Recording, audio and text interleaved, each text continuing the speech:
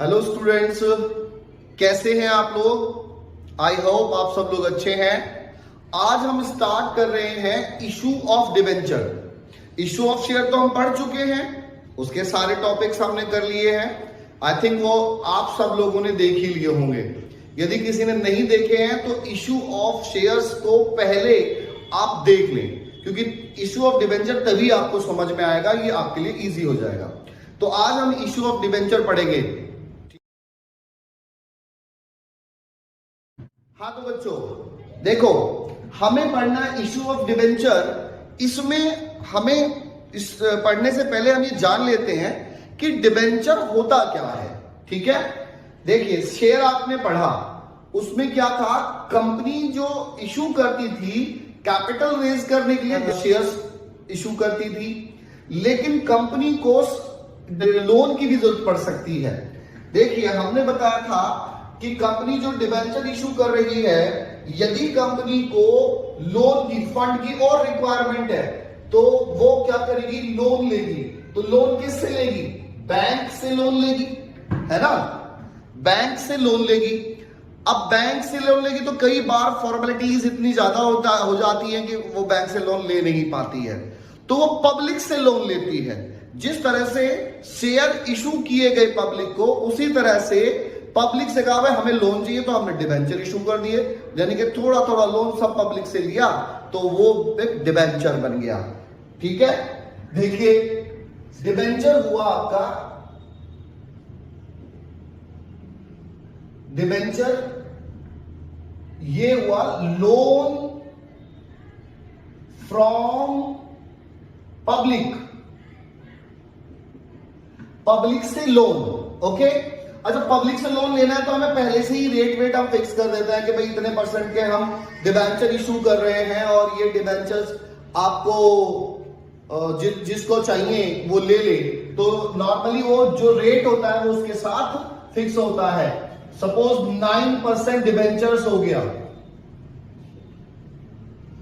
इस तरह से, तो जो भी डिबेंचर हम पब्लिक से लोन लेंगे वो डिबेंचर कहलाएगा। और उसके साथ एक प्रिस्क्राइब्ड रेट, एक रेट होगा, रेट ऑफ इंटरेस्ट। अभी रेट ऑफ इंटरेस्ट क्या होगा पहले इसको समझ लेते हैं। देखिए हमने पब्लिक को कहा कि भाई हमें लोन चाहिए और हम उसको इन फॉर्म ऑफ, जैसे हम शेयर खरीदते हैं इसी तरह से आप शेयर इशू करते हैं, हम डिबेंचर इशू कर रहे हैं, तो पब्लिक उसको डिबेंचर्स को खरीदेगी और हमारे पास में पैसे आ जाएंगे। तो उससे क्या होगा, जब पब्लिक हमसे डिबेंचर्स ले लेगी तो सबसे जितने जितने पैसे आएंगे हम वो सारा इकट्ठा करके हमारा लोन, हमारे हाथ में लोन का वो पैसा आ जाएगा, वो हमारे ऊपर लोन हो जाएगा। अब जितना परसेंट इंटरेस्ट का रेट उसके साथ होगा, हम उस इंटरेस्ट को अपने सभी डिबेंचर होल्डर्स को पे करेंगे, हाफ ईयरली या ईयरली, जैसा भी हमें बताया जाएगा। ओके, तो अब बात आती है कि ये जो डिबेंचर्स है ये इशू कैसे करने हैं। तो बच्चों हम डिबेंचर्स 3 तरीके से इशू कर सकते हैं। देखो कैसे, इशू ऑफ डिबेंचर 3 तरीके से कैसे, एक तो कैश में, एक होगा आपका कंसिडरेशन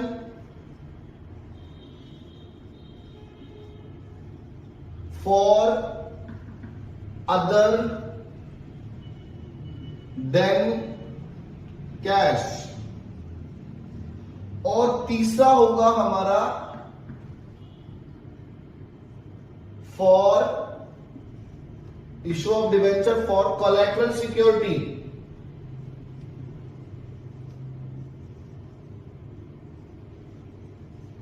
अच्छा, अब ये 3 तरीके से हम डिबेंचर्स इशू करेंगे। मेन बात आती है कि 3 तरीके से डिबेंचर्स तो इशू करेंगे। वैसे आपको एंट्री मालूम है, पहले से मालूम है, जो आप फॉर कैश करेंगे ये वही जैसे आपने शेयर्स में किया था, एप्लीकेशन अलॉटमेंट। ठीक है, तो या तो होगा आपका पहले फॉर लमसम, तो फॉर लमसम में, फॉर लमसम में, तो फॉर लमसम में पहली एंट्री वही होगी, bank account debit to debenture application and allotment. ठीक है, मैंने शॉर्ट में लिख दिया है क्योंकि आपने शेयर्स में काफी पढ़ाई है ये। तो debenture application and allotment account debit to 9%, ये मैंने यही 9% ले लिया, वरना रेट जो गिवन होगा वो 9% डिबेंचर्स अकाउंट। तो ये 2 एंट्री होंगी आपकी उसी तरह से जैसे कि इशू ऑफ शेयर में होती थी, लमसम एंड इंस्टॉलमेंट में, है ना। तो ये लमसम में था, उसके बाद आ गया फॉर इंस्टॉलमेंट। तो इंस्टॉलमेंट में भी वही एंट्री जो आप पहले से करते आए हैं, bank account debit to debenture application account, debenture application account debit to 9% debentures account.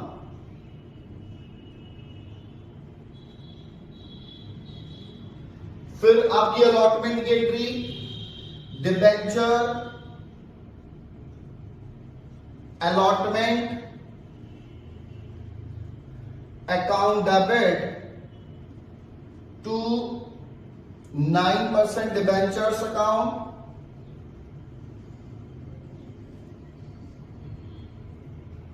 फिर bank account debit to debenture allotment. देखिए ये वही एंट्रीज हैं जो आपने शेयर में की, बस चेंज क्या हुआ, शेयर की जगह डिबेंचर आ गया। वहां पे हर जगह हम शेयर यूज करते हैं, share application, share allotment, share capital, first call, share second call, ऐसे ही यहां पे भी करना है। बस आपको यहां पे क्या करना है, यहां पे डिबेंचर एप्लीकेशन और शेयर कैपिटल की जगह 9% डिबेंचर्स या 10% डिबेंचर्स, जो भी क्वेश्चन में गिवन होगा वो आप करेंगे। तो देखा जाए तो ये सारी एंट्री आपको पहले से आती हैं। जिसने शेयर पढ़ लिया है उसने, सोच लीजिए, डिबेंचर पढ़ लिया है, बस उसको ट्रांसफॉर्म करना है। तो ये आगे की 2 कॉल्स वाली एंट्री मैंने लिखी नहीं है, सेम है, वो आपको खुद से कर लेनी। ओके, अब आता है वही कंसिडरेशन अदर देन कैश। तो कंसिडरेशन अदर देन कैश भी सेम जैसे आपने शेयर में पढ़ा कि भाई पहले हम असेट खरीदेंगे, उसके डिबेंचर्स इशू करेंगे। तो अदर देन कैश, फिर भी किसी को भूल गया तो याद दिला देता हूं कि हम कोई भी असेट खरीदते हैं और उसके बदले में हम उनको शेयर दे देते हैं, अब हम डिबेंचर दे देते हैं। पर जब कोई असेट खरीदते हैं तो हम क्या दे सकते हैं, उसको कैश दे सकते हैं, चेक से दे सकते हैं, शेयर्स दे सकते हैं, और अब डिबेंचर भी दे सकते हैं। तो वही सेम एंट्री आ गई। तो इसके लिए भी आपकी एंट्री क्या आएगी, तो पहली एंट्री आप करेंगे खरीदने की, फॉर परचेजिंग द असेट। तो पहली एंट्री आएगी जो भी आप असेट खरीदेंगे, assets account debit to vendor account, vendors account. अब वेंडर को आपने, जो भी आपने वेंडर असेट खरीदी है वेंडर से, ये आप एंट्री पास कर देंगे, भाई vendor assets account debit to vendor. अब इससे आप क्या करेंगे, डिबेंचर देंगे। वो डिबेंचर 3 तरीके से दिए जा सकते हैं, एट पार, एट प्रीमियम और एट डिस्काउंट। तो देखिए 3 एंट्री हो सकती है, क्या क्या। पहली एट पार, तो एट पार में तो कोई प्रॉब्लम ही नहीं है। पहली एंट्री एट पार में आ जाएगी आपकी वेंडर, या तो नाम होगा वेंडर का, vendors account debit to debentures account.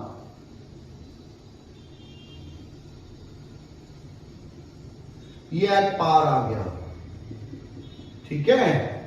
अब बात आती है, अगर पार ना आके एट प्रीमियम आता है तो एट प्रीमियम, एट प्रीमियम। अब एट प्रीमियम में क्या होगा, प्रीमियम सेम वही होगा, यानी कि vendors account debit vendors account debit to debentures account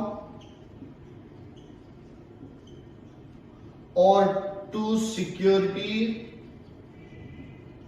premium account.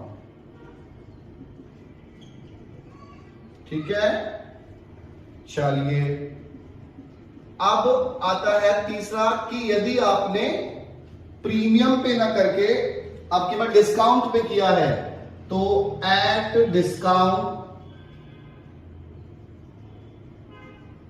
तो डिस्काउंट पे करेंगे तो क्या एंट्री पास करेंगे आप? Vendors account debit discount